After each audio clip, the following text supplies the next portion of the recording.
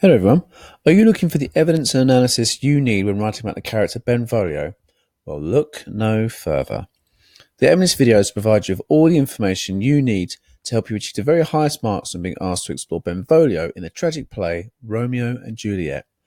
What we'll do now is run through a plethora of key quotes and analysis that you can include. So let's begin.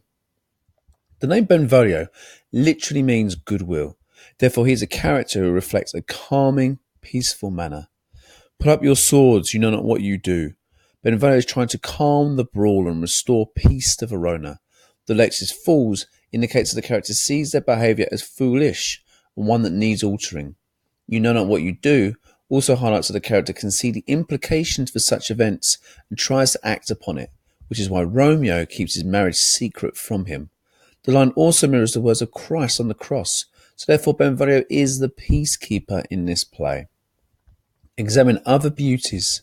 The character seeks to advise Romeo away from Rosaline, not just as an attempt to avoid any issues with the Capulets, which he obviously fails to do, but the verb examine also suggests that Benvolio understands that Romeo is interested in the aesthetic side of romance. These hot days are the mad blood stirring. The character understands that the weather used to foreshadow the duel to take place will likely lead to trouble and instructs them all to retire. The adjective mad links not only to the anger that Tybalt, Mercutio, and later Romeo feel, but the actions which take place are crazy. So there's a good selection of analysis and key quotations you could be using to supplement the ability to achieve the highest possible mark in your essays.